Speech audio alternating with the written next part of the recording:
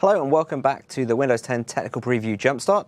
I'm now joined by Michael Niehaus, who is going to take us through what's changing and what's new around management and deployment, around things like our App Store, and also around the other areas of management and deployment inside of Windows 10. So, Michael, do you want to just very quickly introduce yourself to the folks out there that are watching? Sure. My name's Mike Niehaus. I'm a Senior Product Marketing Manager on the Windows marketing team, responsible for deployment and management, really focusing on the enterprise. And that's kind of the area that we want to focus on today, is what's new with Windows 10. Yeah, so lots of interesting things and changes here. Mainly, I guess if we start off thinking about deployment, how you're going to get the operating system onto a machine in the first place. We've made some really big changes, or we're thinking about some big changes in that particular area. So do you want to just talk us through some of those for a start? Sure. Yeah, we've got a few. Well, we've kind of got the historical way of doing deployment that enterprises have been doing for a long time. I mean, they've gotten into this routine of doing wipe and load deployments using tools like the Microsoft Deployment Toolkit and System Center Configuration Manager, creating their golden images and then deploying those using task sequences. That process is fairly well understood, but it's also a fair amount of work for an organization to go through. So what we want to get people to do with Windows 10 instead is an in-place upgrade. So we want to enable that so that anyone running Windows 7, Windows 8, or Windows 8.1 can do an in-place upgrade directly to Windows 10. So basically letting Windows do all the work, automatically migrating all the apps, all the drivers, all the settings, all the data from your existing Windows installation into the new OS. It's kind of going back to what Windows installations look like in the past, but using a completely different process to go about doing it. So Windows, the setup process, would automatically capture all the data and apps and drivers and kind of move all those off to the side, lay down a brand new operating system image, and then move everything back so that you don't lose anything during the process, which is a fairly fast process, a fairly efficient process, and more importantly, it's one that you don't really need to do a whole lot with. I mean, the tools are already built in to set up to manage that whole process, so you really just need to set up a simple 2 or 3 step process to initiate that, which you can do using MDT or Config Manager task sequences. We've published an example already on the Config Manager team blog talking about how to do that with a Config Manager task sequence. We'll publish similar examples for MDT, but it's really as simple as just running setup.exe with the right command line switches and telling it to upgrade the existing OS.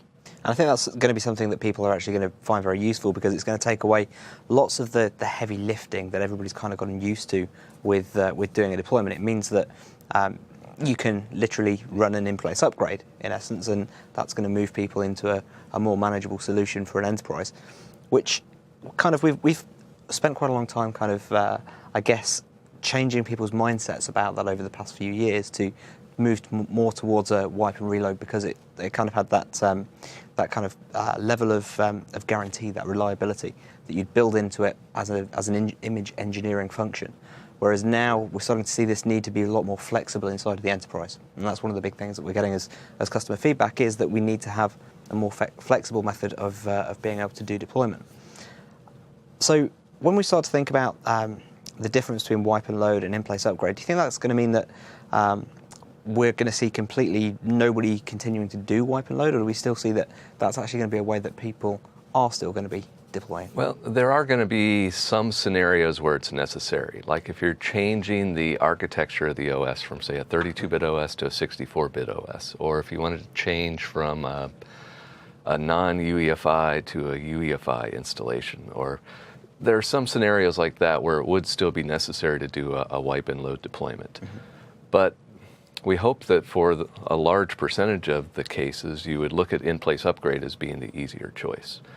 A lot of the concerns around the in-place upgrade really are about the reliability of it, making sure that the process just works And if for any reason anything goes wrong, that it can roll back to the current operating system with nothing lost. So that's been a key focus for us, that anywhere along the lines, if there's something that goes wrong, that we can get back to the original OS, whether it's Windows 7, Windows 8, Windows 8.1, immediately, so that the user doesn't lose any productivity or definitely no data or apps. Everything is preserved. So we've been doing a lot of testing with that, really forcing all sorts of failures just to see what happens. I know I talked about one at the Tech Ed Europe conference where I actually did an upgrade myself in the front row of a session while I was watching a presentation on battery power, which after I thought about it for a little bit, realized that wasn't a good idea because I ran out of battery in the middle of the upgrade, so the machine then powered off. Well, when I finally got back to my room and could plug it in and see what happened, it detected something went wrong. Didn't know what. All it knew was, well, it didn't complete successfully.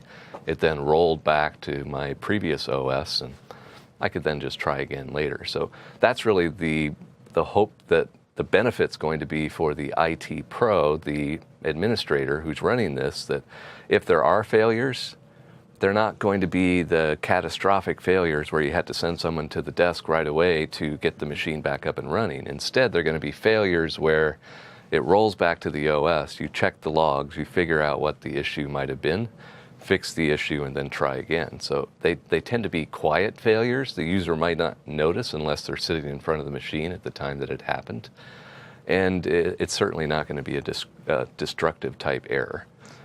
I know when we did some of these deployments internally, like we've done for Windows 8 to Windows 8.1, we've measured the overall success rates for that, and they've been pretty good, like 97% success rates on that, with the 3% being network cables pulled and hard drives failed and the environmental type issues that really are hard to get rid of. But even with that 3% of failures, the number of help desk calls generated was very low because, well, it just rolled back to the previous OS and they tried again later. Compared to previous deployments, like from Windows 7 to Windows 8, where they had higher numbers of help desk calls just from people saying, well, something didn't go right, my machine's not usable anymore, can you send someone to fix it? So the hope is that you'll at least look at this in-place upgrade as a viable option for a good number of machines. And if you do prefer to do more of the wipe and load type deployments, you can do that. We'll still support that. We'll still release new versions of the assessment and deployment kit, the Microsoft deployment toolkit, and updates for Config Manager to support deploying Windows 10 using the traditional means if you would prefer to do that. But we really hope that in-place upgrades are much more popular. And it's funny that you should mention the Microsoft IT rollout. I actually also received something very similar to you. I wasn't trying to do an upgrade and then ran out of battery life. I actually left my machine overnight connected to the network. And at the same time, there were some core switch upgrades going on inside of my building. I lost network connectivity, apparently, on that machine. I got in the next morning. Everything looked okay. My machine just told me that it had rolled back the installation, so it left it at that kind of clean stage, gave me a message to tell me, hey, something couldn't be applied, so you can go and try it again, which kind of worked really well for me, actually. It was as an end user in that scenario, I did just go and try it again. I didn't need to call the help desk. Had all the information that I actually expected to be able to go ahead and do it. One of the questions that we've actually heard from people who are thinking about doing the in-place upgrades is, is it likely that everything really is going to get transferred over, or are you actually going to get all of your apps and all of your data and everything transferred from version to version? I think the answer to that is yes. It's just that we've gotten a little bit unused to running in-place upgrades. Yeah, and certainly with the way the in-place upgrade process works, the likelihood of everything being migrated through is very high because effectively we know what the existing operating system is composed of. It's Windows after all. So we can identify everything that's part of Windows and kind of move it out of the way, move the old version out of the way, lay down the new image, and then everything else is effectively left in place. So all the application files, all the data files are still there in the original location that they were on on the disk. So the only real merging that we had to do to get the full operating system up and running again are the registry entries for those applications. We had to extract those from the registry, lay down the new clean operating system, and then put those registry entries back in place. So overall, it's a fairly good process. I know a lot of organizations are concerned some about just the state of the OS after doing that. Maybe it carries forward some garbage from the previous OS, and certainly from an OS perspective, it's going to be good because we remove all parts of the existing OS and lay down a new clean operating system image. There could be a little bit of extra stuff migrated through that we can't tell what it is. Maybe it's part of an application, maybe it's data. We don't know. We're going to migrate it just in case. So there could be a little bit of extra stuff migrated, but generally those aren't the types of things that cause problems. They just take up a little extra disk space. Yeah. And there's a third option as well, isn't there, that's going to be introduced with Windows 10. So we've got the wipe and load option, the in-place upgrade, and then there's the provisioning option as well. Right, yeah. We've had interest from organizations that have wanted to do kind of a choose-your-own-device scenario, where they want to allow their employees to go out and buy whatever type of device that they want. Maybe they give them a budget and say, you can get any device that you want that's under X number of dollars. So bringing that type of a device into the organization and trying to re-image it with a wipe and load is not very practical because you don't have the drivers, you don't have the necessary hardware support for every random model of machine that your employee might choose. So instead, we'd like to use a provisioning process. How can we take that existing machine, get it out of the box, plug it in, turn it on, and transform it into an enterprise device?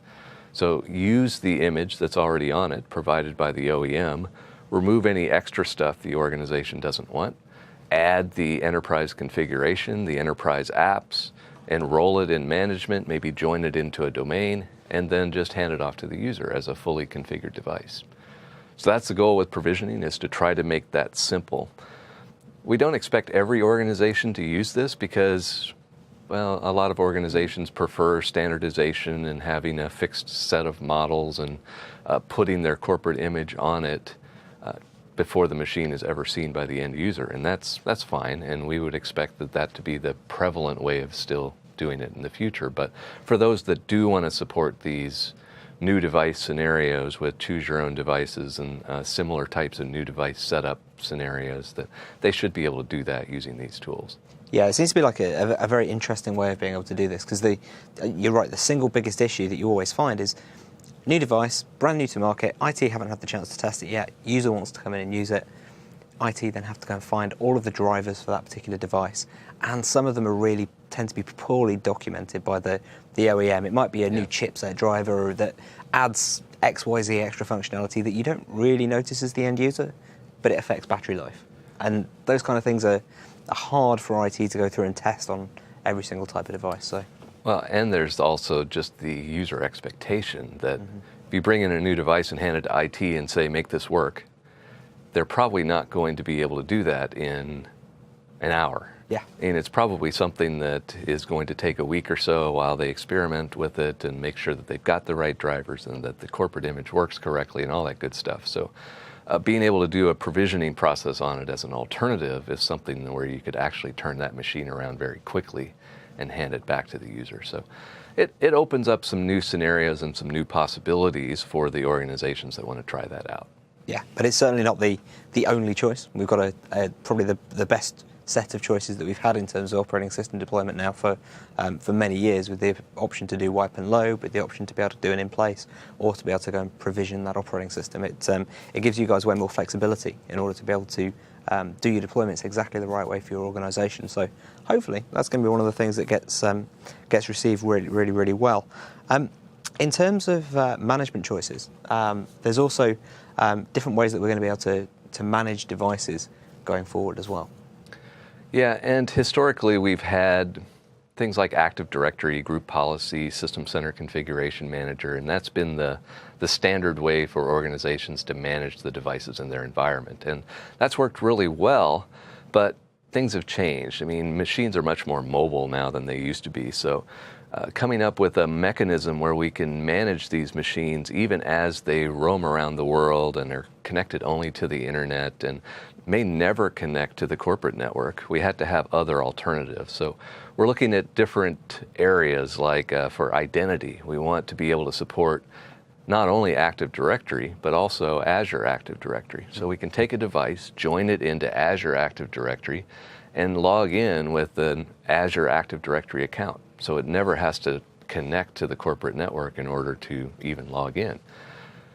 For management, if it's connected to Active Directory, then Group Policy and System Center are good solutions. But if it's only connected to the internet, well, maybe we want to use a mobile device management solution like Microsoft Intune, or any other third-party MDM management solution to manage the devices. So we're kind of setting up this parallel structure that corporate-owned, CorpNet connected type devices, Active Directory, Group Policy, Config Manager, but for mobile devices connected to the internet, Azure Active Directory, Intune, MDM is a better way of going about it.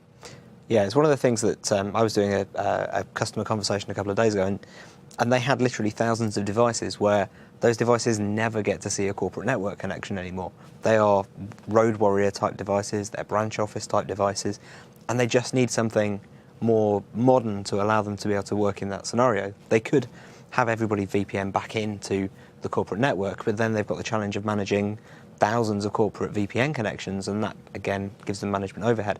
The idea of being able to take Azure and extend it out into the edge of the internet using Azure AD provides you with this really nice, scalable management point that just exists on the internet. And it's kind of interesting when we start looking at the MDM world around this as well.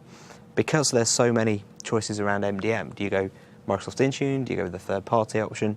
It actually starts to move into the things that people have probably already put in place for managing other types of devices. So it's not like we have to go and rebuild everything just to enable a new version of Windows. Yeah, and we've also had a lot of good conversations with customers around the idea of tying the two together. Mm-hmm. So you can have Azure Active Directory and Active Directory synchronizing between the two. You can have Configuration Manager and Windows Intune connected together so that you can have a single administrative experience.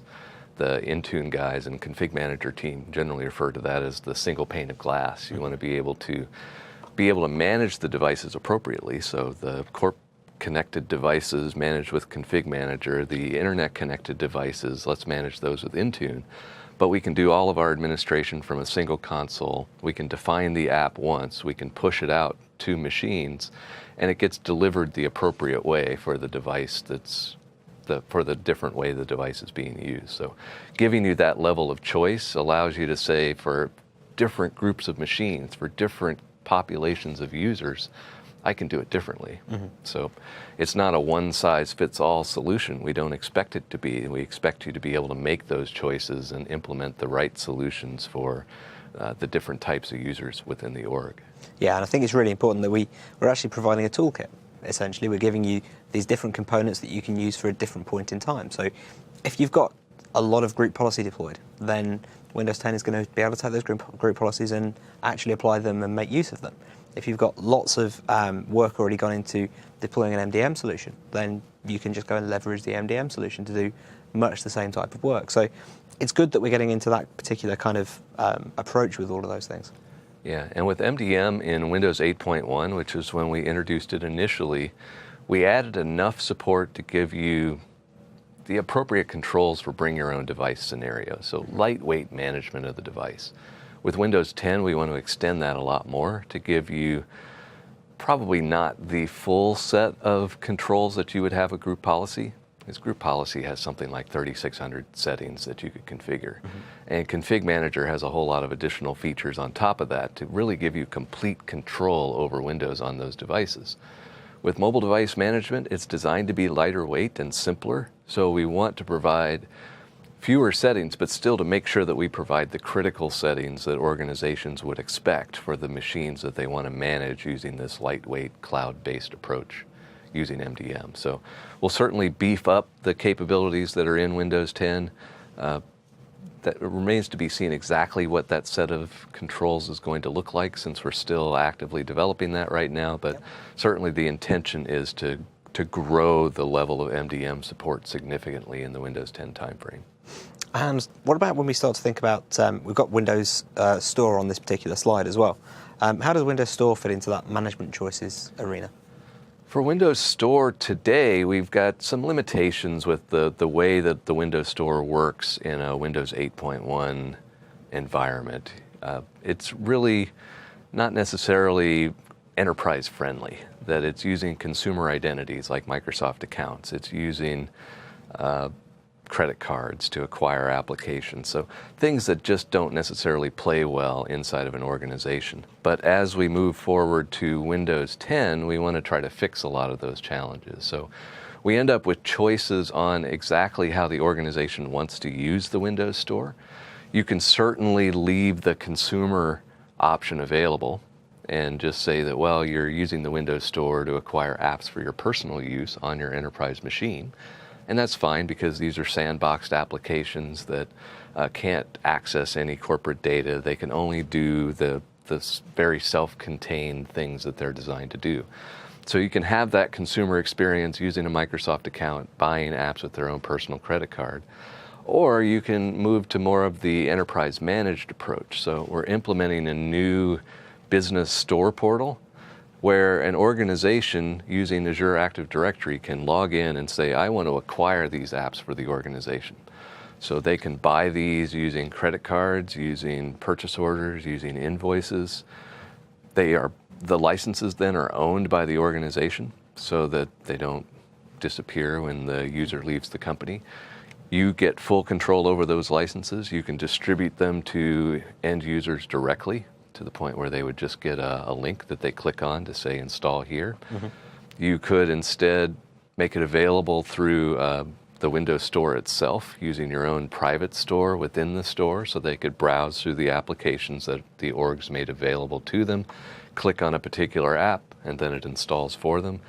Or they could say, well, I'm going to implement all this myself. I'm going to build my own enterprise app store using System Center, using Intune, using the company portal app provided with those, or similar apps provided with other third-party MDM solutions, to show the same basic list of applications, but have the MDM solution or config manager just tell the store, please install that app on my behalf. So kind of the federated model of being able to use an infrastructure that you control with this enterprise app store company portal implementation, talking to the Windows Store to actually do the work. So we'll provide flexibility on the different ways that you can distribute the apps.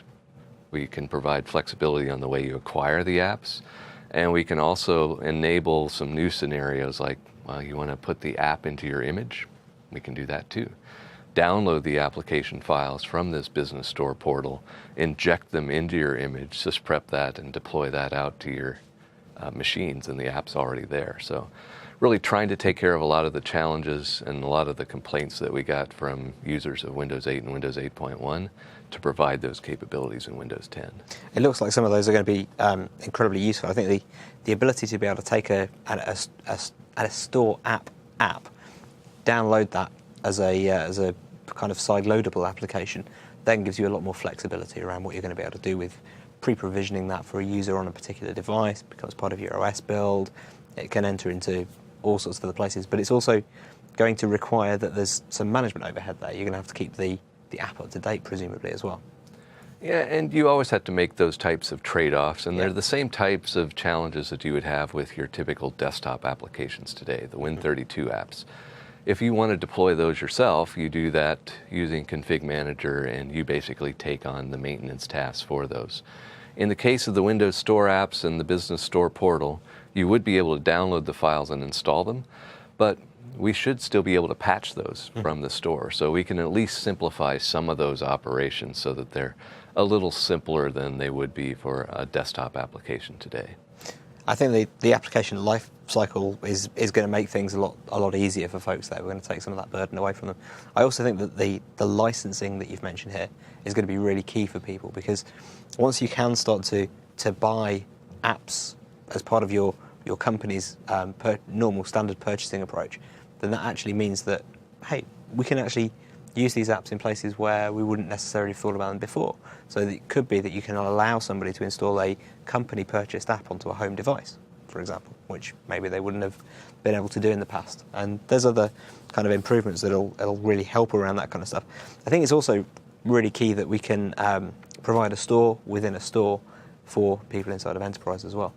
Yeah, and certainly the store within a store makes it really simple. You don't need to have any infrastructure at all yourself. You just need to go into this business store portal, which is a website, and just check the box that says make this application available to members of my organization.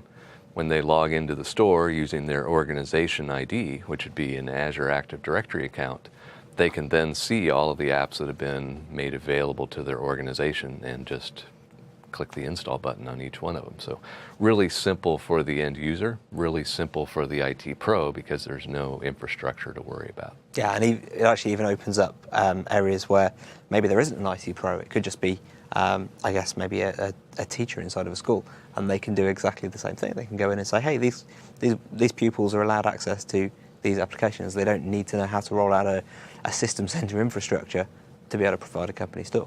Yeah, and it's certainly designed to be simple enough to handle that if a teacher wants to go in and sign up for an account on the business store portal and get an app for 30 machines in her classroom, hey, great, you can do that, no problem.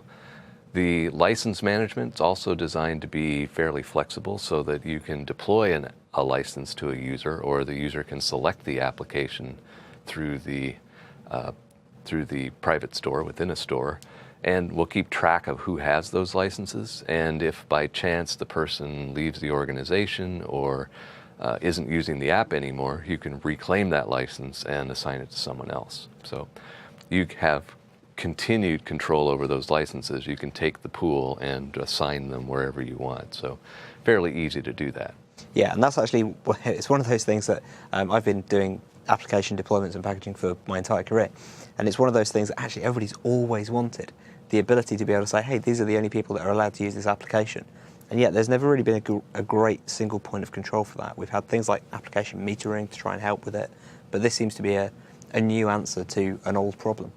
Sure. So. Yeah, and certainly with the new modern app capabilities that we have on the platform, we enable a lot of those scenarios. So the Windows Store is just the layer on top of those capabilities that are built into Windows 10. Cool. So anything else around management, store, and that kind of thing that we need to impart to these folks? The main thing is really just to remember again that a lot of the things that we're talking about aren't there yet. Yeah. I mean, the operating system's still a work in progress, so we will see over the coming months the ability to do Azure AD join and sign in with Azure accounts. The business software portal will be coming in the future. The more advanced app deployment scenarios that we talked about are coming in the future. The advanced MDM capabilities are coming in the future. So stay tuned as we get deeper into the development cycle and those features start to show up in later builds. Yeah, we'll be seeing all this coming through in those later builds, but obviously, as Mark says, they're not there right now. Don't go away and try and expect to be able to use them. We will hopefully have you're watching this as a live jump start. It's going to be available on demand, so hopefully by the time you're watching this a little bit later on demand, some of those features may have made it through, but don't go ahead and just go and check everything out right now. Okay, that kind of brings us to the end of our second module on this jumpstart. When we come back after the break, we're going to be taking a look at security inside of Windows 10. Some of the new features that we're enabling for security, things like Azure Active Directory around identity, and lots of areas like that. So come back after this short break.